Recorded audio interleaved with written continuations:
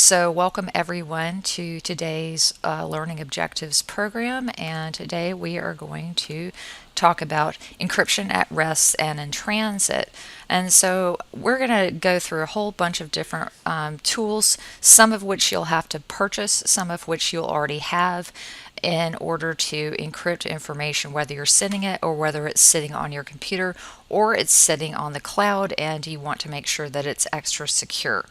So, with that, we'll go ahead and get started. The first thing I want to talk about is email encryption. And so there's a number of different ways you can encrypt email, but unfortunately, the only way that I know of that's built into any particular product is the Office 365 version. They had been calling all of these Office 365 and they called it E3. Now they've renamed this to Microsoft 365 Business. And it's the priorly called E3 version. It's $20 per user per month, and it does have encryption built in. You can set up all sorts of cool rules that says if it recognizes there's sensitive information, it turns on automatically. But it does not necessarily have the level of sophistication that some of the add-ons do. And so in your materials that I'll send you, I've got some links to other products that you can use to basically they're add-ons for either Gmail or Outlook. If you're using something other than Gmail or Outlook, two of these have web-based interfaces, so you would just go to their interfaces to actually encrypt an email. It encrypts the entire email, including any attachments, and then the end user will have to do something at the end to decrypt it. And that's a good thing. That's why we're encrypting it. I have talked to many attorneys who are basically like, well, my clients don't want to have to do anything.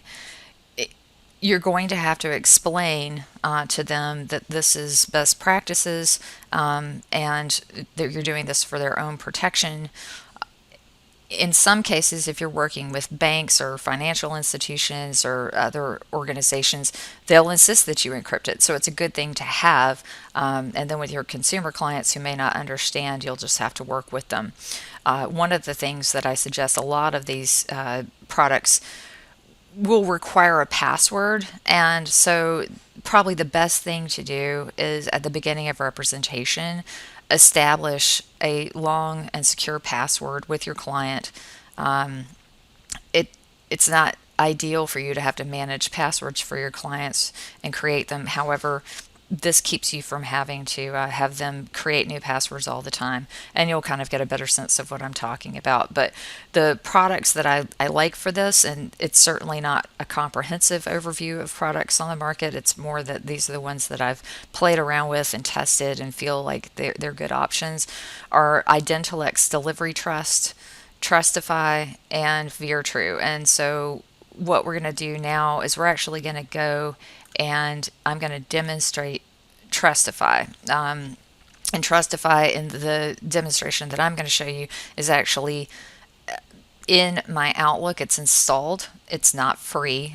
So Trustify for an individual user costs about $5 a month.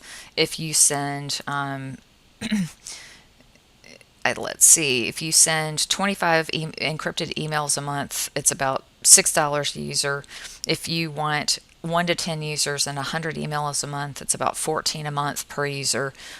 So, it's not free. It's not terribly expensive, and it is, as you're going to see, pretty robust in terms of what you can do. So let me open up Outlook, and here's my Outlook. So if I were going to send an encrypted email to somebody, I would just do what I normally do, go up and click on New Email, and you'll have a new email. And then I'm going to click on the Trustify button that appears here in your ribbon. And I'm logged into Trustify and I've installed it and all that good stuff. So you'll see that you don't address your email in the normal address bar, you actually address it in Trustify. Now you can go down here and import your contacts from your address book. So whether that's you're using this in Gmail or Outlook, you can get it from your address book, or you can just add people to Trustify and it will remember those people. So I'm going to type in an email address, and you'll see that there's a little pencil to edit the contact. And so one of the things is I've added the cell phone number for this user, which is my other email address. And that's important in terms of the authentication. So I could go ahead right now, click on it, it's already defaulted to encrypt this message, and click apply. And you'll see that it sends it from Trustify to that person, and then I can add my subject.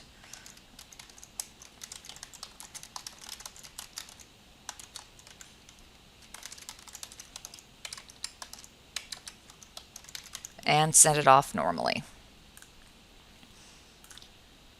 And then what would happen is the recipient.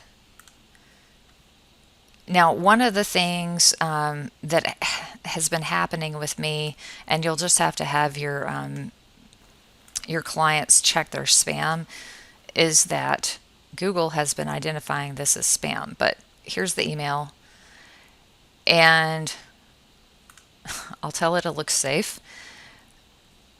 And you can see content is encrypted, decrypt, and open this message. And so I would decrypt and open this message, and they would create a username and password and have access to the email. What I'm going to do though is show you kind of a different scenario. So this is perfectly fine if you're sending an email to someone who is you're just sending something that you need to be encrypted, but it doesn't have to have authentication. And authentication means that there's a chance that someone could be sitting in between you and the recipient, or so a lot of times in the real estate world, there's a lot of man-in-the-middle attacks where people are intercepting email.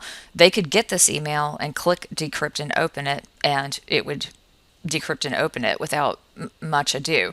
And so, or say you're working in a family law situation, you're emailing someone, and there may be a possibility that the spouse has access to the email account or whatever. So if you have that scenario, you want to add some additional security to it. So we'll go back into Outlook and send a different message.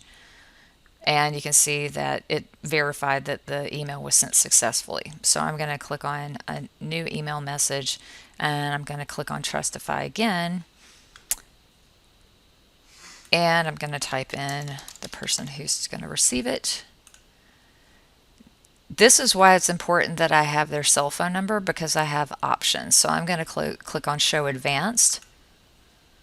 And up here, you have a couple of different methods you can use for authentication. People are pretty used to the two-factor authentication, which means they, in addition to something that you know and something that you have. In this case, a phone. And so as long as that email or the phone number is in there, you can use phone. When they get the email, they'll click and it will send them a code to their phone. You can choose to use a password. Here's the trick. With the password, you create the password and you tell your client what it is, probably not via email. That's why I said you could start out with your clients explaining that you're going to be sending them encrypted and password protected information, and here's the password that you're going to use with them, and just get that established right up front. So you can use a password. And then you can send another email that they would click on to verify. But for, again, the purposes of authentication with family law clients, real estate, things like that, I think either password or phone. So we're going to check on phone. Now you have a lot of other options. You can have it expire in 30 days. You can disable printing. You can require that authentication on reply. You can allow email access only once. You can change the replies to, you can track the links and see if people have clicked on it, get notifications if the email was opened. You could limit the number of replies and all sorts of other things. So we're just going to keep it simple with a phone authentication and click apply. Again, it's going to put the address up here now, and we're going to say test 2.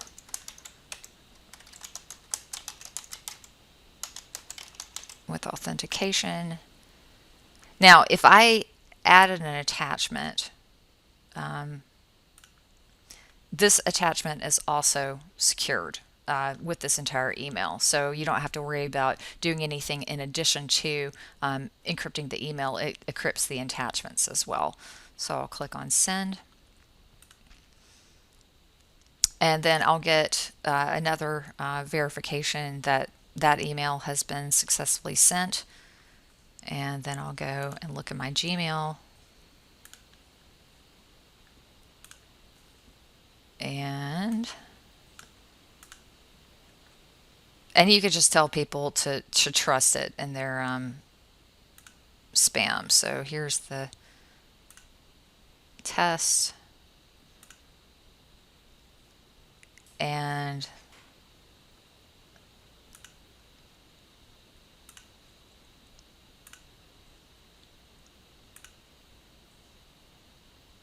you can see that the attachment's there. And if I try to click on it, it won't open because you can see it has a lock icon on it. So I have to decrypt and open the message, in which case, let me move this over to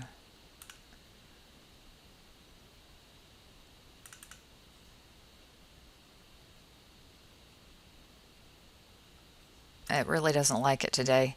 At any rate, they would click decrypt and open. It would say, do you want to get a message to your cell phone with a code? They put the code in, just like all the two-factor authentication works, and then they would be able to open the message.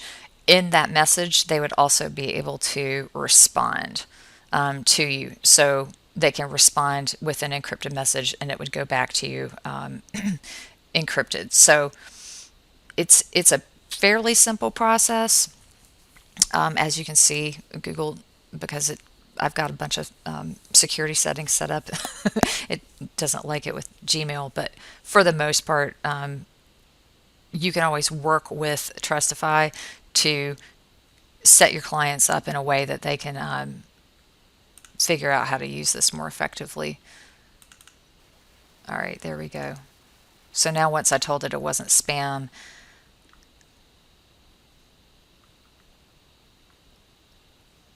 and I've already used the code, and you can see that there's an attachment.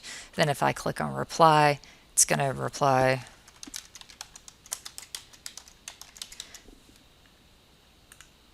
And they can also add encrypted attachments. And then we'll go back to my email.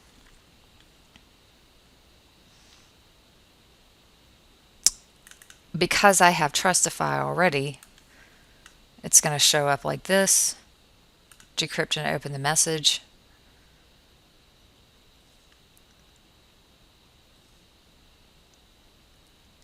And you'll see the response.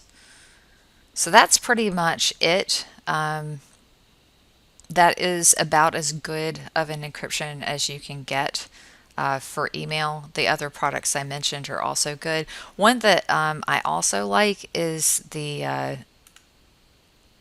Citrix ShareFile. And the reason I like Citrix ShareFile is because it does two things. One, it lets you save all of your documents in the cloud in a secure space. And then it also gives you buttons to add to Outlook so that when you go to send an email, you click on the button, it encrypts the email, it lets you pull a file from ShareFile and it puts a link to it. And then it also tracks all of your, in an interface in ShareFile, it tracks all of your encrypted emails. So If you need both secure document storage and email encryption all in one, you can use ShareFile.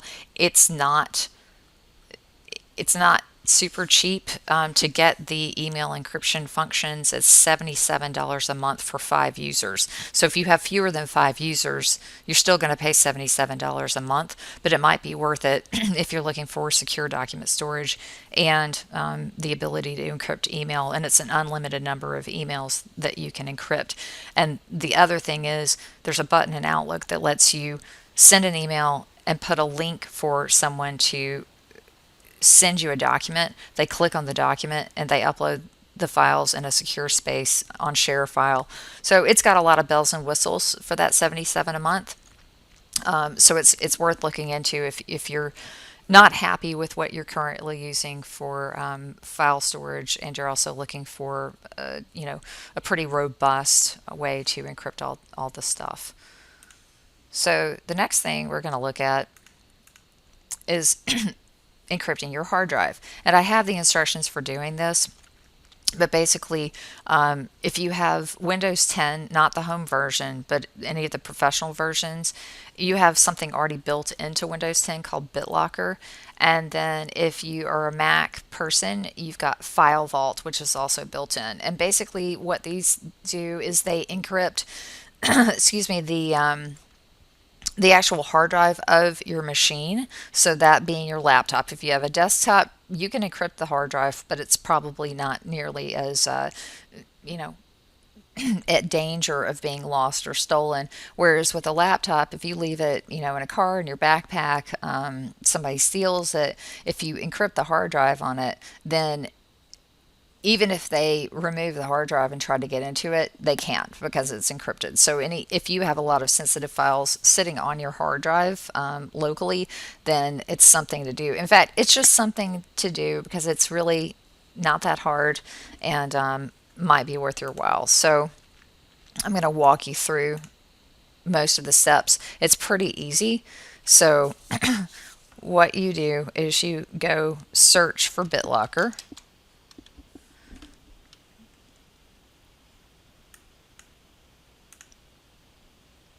And then I did a search for BitLocker, and all you have to do in a Windows machine is click turn on BitLocker.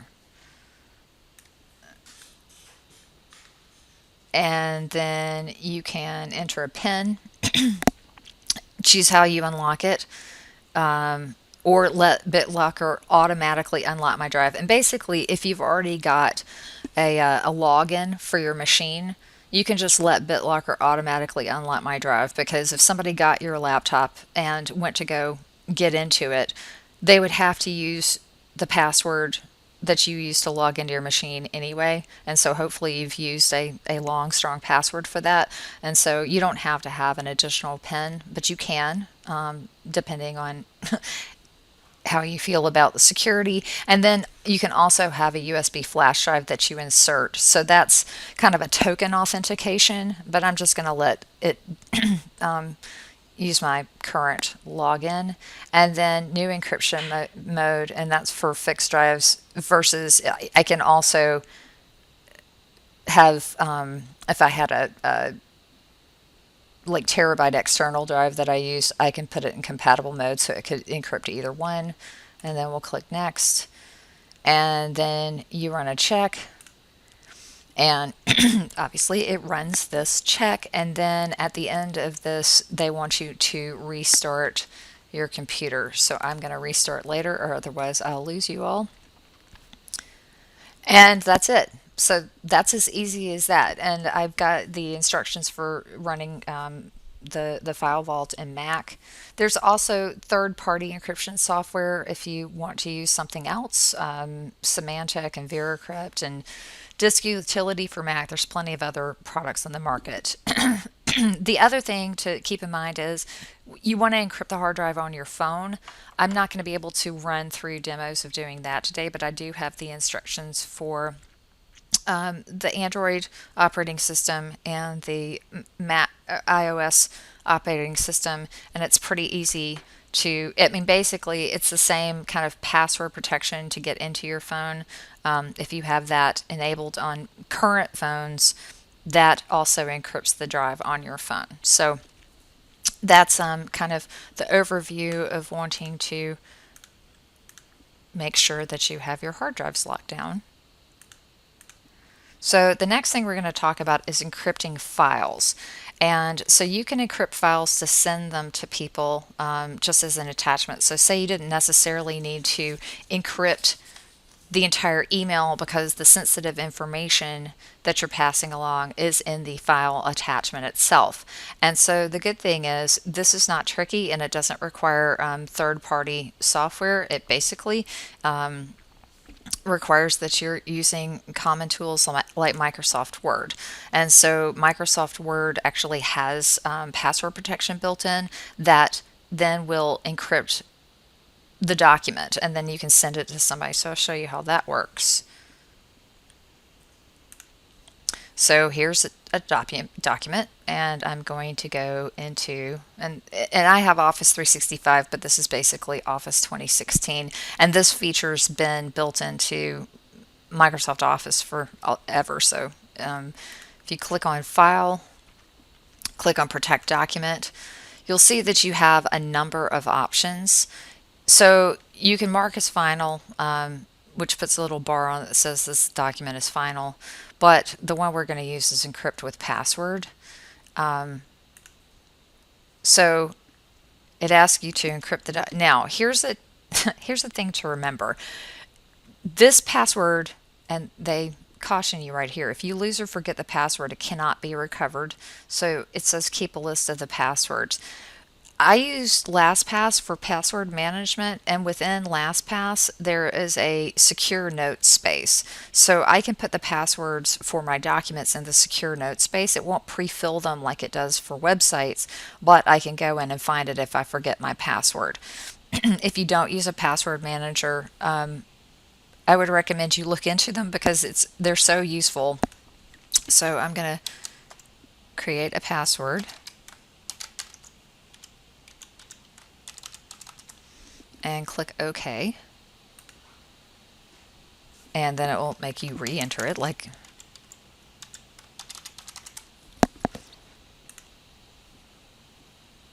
now the password is basically applied to the document, and you click back.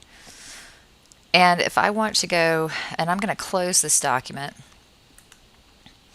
and show you what happens if I need to open it again, because it will make me also put the password in to open it. So it's now password protected. No matter who opens it, whether it's you or your client, you have to put in the password.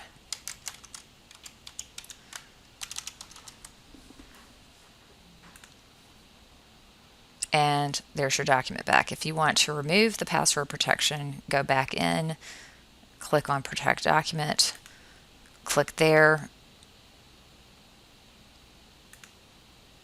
and you can remove this password. And now it's not password protected anymore. And so if I were going to send that document as attachment, when someone tried to open it, they would have to put the password in the same way that I did. Another thing I wanted to show you, just because it's kind of cool, is under Protect Document, you can restrict editing. So say you wanted to send something to somebody, but you didn't necessarily want to password protect the document, you just wanted to protect certain portions of the document. You can click on Editing Restrictions and click on to make it read-only, or that they can just use track changes or just comments or just form fills. The other thing that you can do is say, I want anybody to be able to edit this portion of the document. Select parts of this document and choose users who are allowed to freely edit them. So if I do that, then basically anybody who opens the document can edit this portion of the document and nothing else. And then once I click yes, start enforcing protection, you'll put in a password, and then you'll have a read-only document or something that is limited to editing per your specifications. So those are a couple of different things you can do with Word. The other one I wanted to show you is Acrobat. And so if you have Adobe Acrobat, the full paid version, not the free reader, but the full paid version of Acrobat, it also has long given you the options to password protect the document. And again, it's pretty easy. So I'm going to go open a PDF, and the current version of Acrobat is either 2017 or DC Pro. Nothing older than that is still supported by Acrobat. So if you haven't upgraded, it's time to upgrade. So I'm going to click on Protect. And then you can see that I have restrict editing options. And then I can add the password permissions, or if you want to get a little bit more robust, go to Encrypt, Encrypt with password. And then you've got a bunch of different options here. So I can require a password to open the document, and it'll be the same kind of thing that we did before. You can also restrict editing and printing of the document. So if I click on this, I can say you can't print it, you can't make changes. One of the things to be aware of about a PDF document is it's pretty editable. If somebody has Acrobat and you haven't restricted the editing abilities, they can make changes to it. So that's another thing you can add. You can also, it's by default disabling copying out of the document, which is useful. And so you would create another password here to apply these permissions, but we're not going to do that on this one. And then you have some different options down here. I've never found any other reason other than encrypt all document contents. Click OK. Again, it's going to make you put your password in.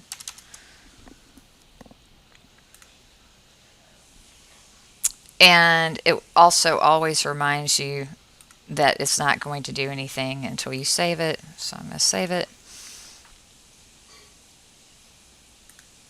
And then, like we did before,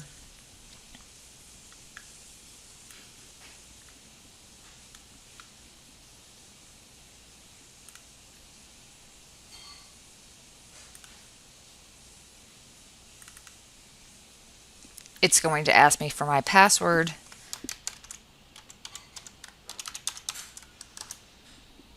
In order to open the document.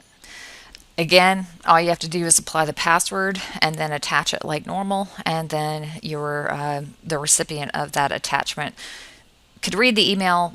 There's no encryption on the email necessarily. You could apply it, but you don't have to. If really it's the password or the attachment itself that needs to be protected, and then they would have to have a password to put this in here. So that's how you basically add encryption via password for Acrobat and Word. Pretty easy. So a couple of different options to think about for other things is the cloud file encryption. And the reason that we're talking about this is when you store documents in the cloud, whether it be OneDrive or Box or Google Drive or OneDrive or one of the millions of other places you can store documents online, even though the information is encrypted to a certain extent on the cloud drives, if you read your terms of service, most of the time it will say that in order for them to provide the service to you, they have access to the documents. They're not going to read them. You can password protect them and add extra security, or you can use a third-party tool that basically encrypts entire folders that are saved in the cloud. So say you were doing a lot of mergers and acquisitions, you stored stuff to the cloud, but you were like, this stuff, can't get into the wrong hands. We don't even trust the cloud storage necessarily. We want to add basically zero knowledge encryption. So that zero knowledge means that nobody but you can get into the document and can read the document. Or You've got a lot of documents with social security numbers, other things like that. Anything that rises a level of extremely sensitive, confidential, or is protected under data breach law or something like that, you can take an extra step to encrypt it. And so there's a number of products on the market. One of them is Boxcryptor. The other one that I like for this purpose is Sukasa.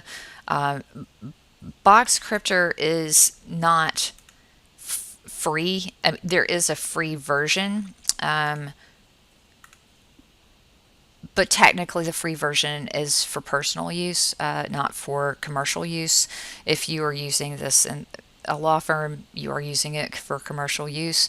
It's $72 per year, and it gives you a bunch of extra bells and whistles. And the other thing to keep in mind is once you install this, they remind you, since we offer zero knowledge, we don't have your password and they can't reset your password. And that's true of adding password protection to the documents and other things. Nobody has the password except for you, so you have to figure out the best way to keep this protected. So just want to point that out, that it's not without some risk. And so I've gone ahead and installed Boxcryptor, and what happens is I create an account, install Boxcryptor. It automatically recognizes if you're syncing to a cloud drive. So Boxcryptor saw that I was already syncing to the cloud with OneDrive, and so it just creates this little toolbar up above my OneDrive. Now I've created a folder here called confidential and sensitive. If this is one of the folders within my OneDrive that I want to add additional security to, I could do the whole drive, but you'll see that you probably don't want to do that. So I've chosen a specific folder that is confidential. I'm going to right click on it, and you see this Boxcryptor option, and I'm going to click encrypt. And it reminds you need to have them all closed and make sure that it's synced up, all of which I've done. And I'm going to click OK. And then once I've done that, you'll see that it has moved that folder out of my OneDrive. And what it's done is it has put it into a new drive folder called Boxcryptor. And you can see that the confidential and sensitive encrypted folder is there. Now, I can open this folder and all of the documents only if I go through this X drive. It's created kind of a virtual drive on my machine, and that's the only way I can open it. I should not be able to open it through here. I can open the folder, but I can't open the files. And the other thing is,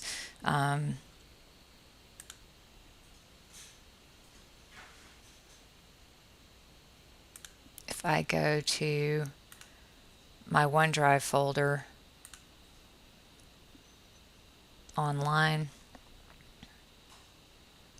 you can see this folder is here.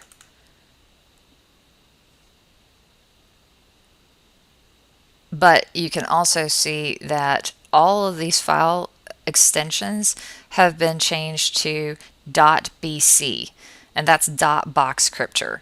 And what that means is I can't open any of these from the cloud. The only way I'm going to be able to open these files is if I go into the Boxcryptor folder and open them. So again, we now have a folder that's syncing from my local drive to the cloud, but they're not accessible from the cloud. They're only accessible from the devices that you've installed Boxcryptor on. Now, the good thing is you can, even with the free version, install Boxcryptor on your phone and on your laptop, or on your laptop and on your desktop. And you can if you pay, which you should, it's $98 a year, then you can have and the free version only lets you encrypt one cloud storage. So if you happen to use two different cloud storage spaces, like Google Drive for your personal use and OneDrive for your work, with the paid version, you can have multiple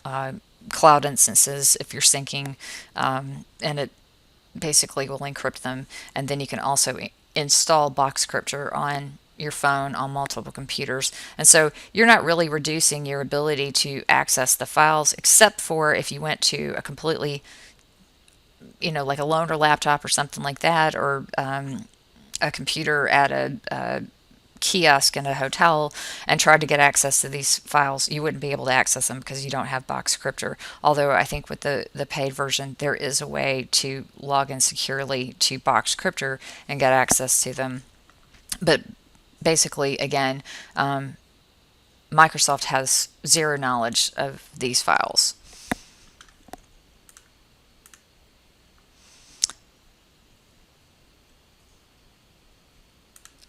Something else that I wanted to show you in addition to Boxcryptor is encrypting not just your cloud storage, but your traffic online, period. So you've probably heard about VPNs.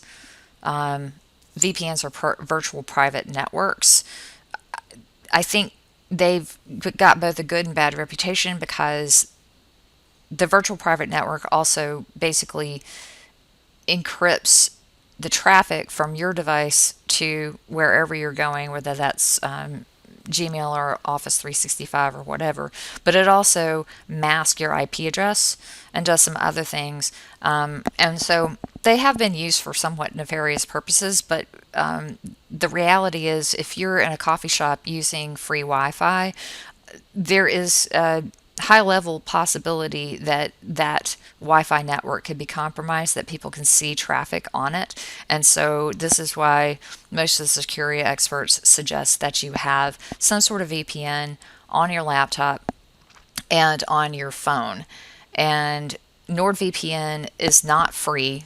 If you pay for the version, if you pay for it and you pay for a 2-year plan, it's $4 a month. If you want to do it on a monthly basis, it's $11.95. So it's worth getting a couple of years.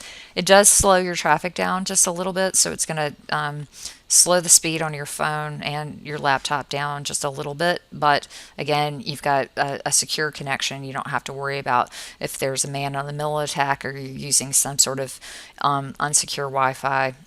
So you can basically make sure that everything you do is really, really secure.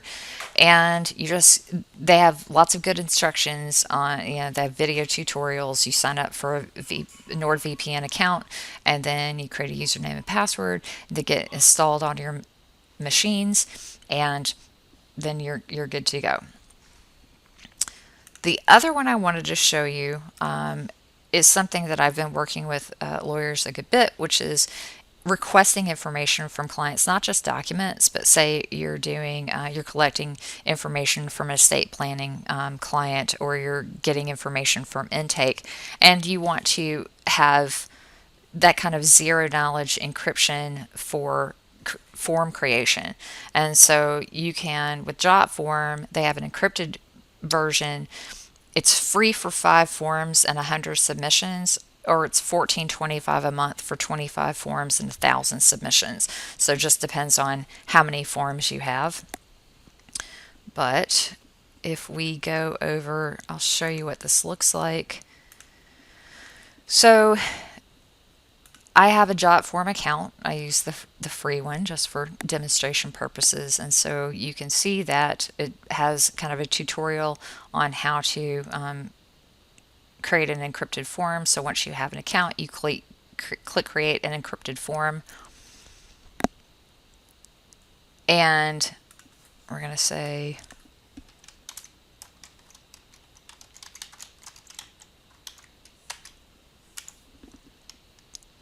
then click show more options, and if you scroll down, it asks you, do you want to encrypt form data? And you click yes. Please enter your password. This is the password for JotForm.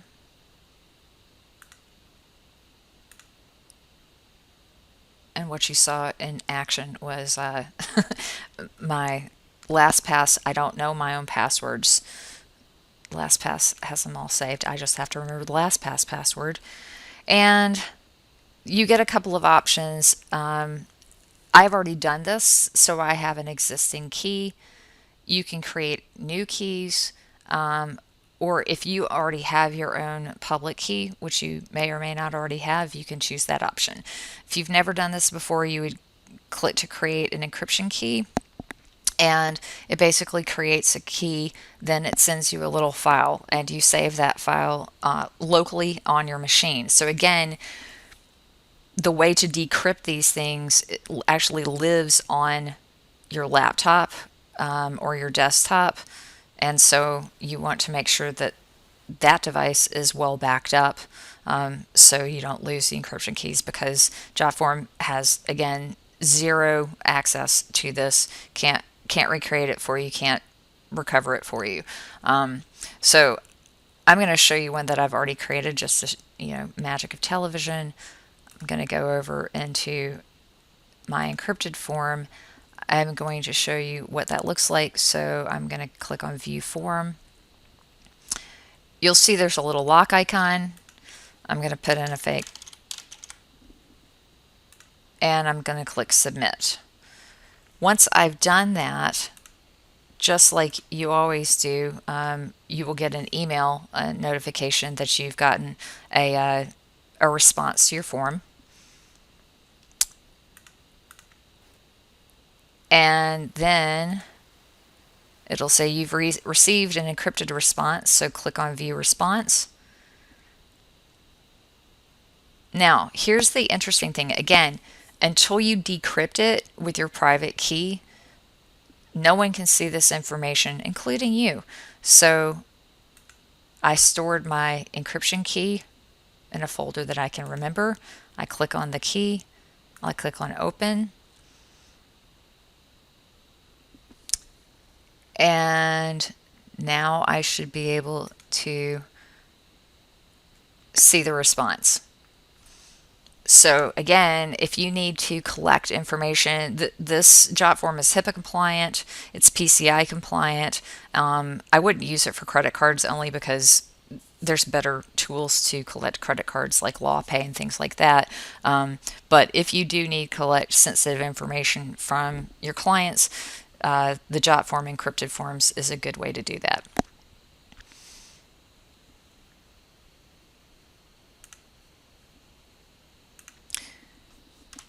So that's it.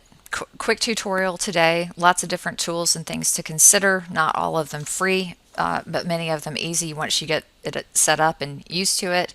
And if you have any questions, you can always email me at the Bar Association, and we can set up individual tutorials or kind of walk through what your situation is, what you need to consider, what tools are out there that might be effective and simple and work for you and your needs.